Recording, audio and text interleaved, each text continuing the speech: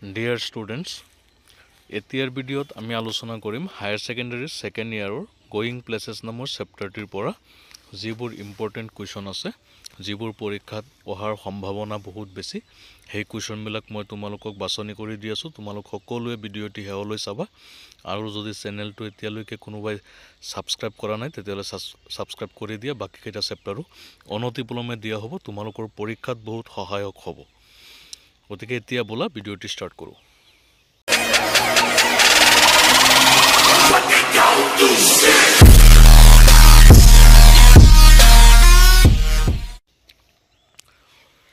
প্ৰথমে very short type question আলোচনা কৰিম এক নম্বৰত দিয়া হৈছে what does Sophie want to have when she grows up দুই নম্বৰ who is the writer of going places 4 নম্বৰ for whom does Sufi ask Danny Casey an autograph 6 number who is Geoff question number 7 which was the only occasion when Sufi got to see Danny Casey in person question number 8 which country does Danny Casey play for question number 9 who is Derek question number 10 what did Sufi dream of question number 12 what work does Geoff do তাৰ পিছত short type question যিবোৰ আগতে পৰীক্ষাত আহিছে question number 1 what job is Geoff engaged in does he entertain wild and impractical dreams like his sister question number 4 did Sufi really meet Danny Casey তাৰ পিছত আছে question number 6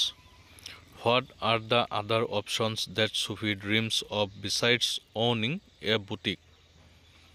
question number 7 what kind of a person is Geoff or what kind of person was Geoff question number 8 why didn't Sufi want Jessie to know about her story with Danny question number 12 why did Sufi share her feelings with her brother Geoff and not with her father তাৰ পিছত কিছুমান additional question তোমালোকক দিয়া হৈছে question number 2 who was Sufi question number 5 name the sports for which Sufi's father had a strong passion question number 9 who was Danny Casey ইয়াৰ উপৰিও তোমালোকে চাব লাগিব question number 14 which is the only occasion that Sufi gets to see Casey in person তাৰ পিছত short question আছে what was Geoff's profession did he cultivate wild dreams like his sister Sufi কিছুমান question double হৈ যাব পাৰে তোমালোকে চাবা question number 10 why was Sufi fascinated by Danny Casey was it a one-sided affair question number 13 what is the theme does the story going places explore তাৰ পিছত question number 21 what led Sufi to curse Geoff why did she say that it was not a Jessie thing তাৰ পিছত আছে question number 23 why is Sufi jealous of Geoff's silence question number 27 why does Sufi chose her brother Geoff to tell about her meeting with Danny Casey in the arcade question number 28 how does Danny Casey look like তাৰ পিছত 32 why did Sufi long for her brother's affection ইয়াৰ উপৰিও উপৰিঞ্চিভাৱে তোমালোকে এছে type question চাবা question number 2 sketch the character of Sufi in the light of the prose piece entitled Going Places question number 6 what do you learn about the socio-economic status of Sufi's family তাৰ পিছত তোমালোকে চাবা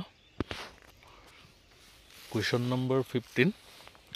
how does Jessie come to know of the story of Sufi's meeting with Casey how does she react এইটো চেপ্টাৰৰ পৰা এইখিনি question তোমালোকে চাবা তোমালোকৰ পৰীক্ষাত বহুখিনি কমন থাকিব আৰু ইয়াৰ ওপৰেঞ্চিভাৱে যদি তোমালোকে কোনো প্ৰশ্ন শিকিব বিচৰা যদি এনসাৰ নাথাকে যিকোনো কুৱেশ্যন তোমালোকৰ এইটো চেপ্টাৰৰ পৰা যদি এনসাৰ নাই তোমালোকৰ হাতত তেতিয়াহ'লে তোমালোকে প্ৰশ্নটো লিখি কমেণ্ট কৰিবা মই তাৰ যথাযথ উত্তৰ দিয়াৰ ব্যৱস্থা কৰিম লগে লগে তোমালোকক উত্তৰ দিম তোমালোকে শিকিব পাৰিবা গতিকে তাৰ কাৰণে আগতে তোমালোকে চেনেলটো সাবস্ক্ৰাইব কৰি লোৱা যিকোনো সময়ত যিকোনো কুৱেশ্যন তোমালোকে মোলৈ সেন্ড কৰিব পাৰিবা ভিডিঅ'টিৰ কমেণ্টত তোমালোকে লিখি দিলেই হ'ল আৰু বাকিবোৰ চেপ্টাৰ পাই থাকিবা মই দি দিম ইতিমধ্যে কেইবাটাও দিয়া হৈছে ধন্যবাদ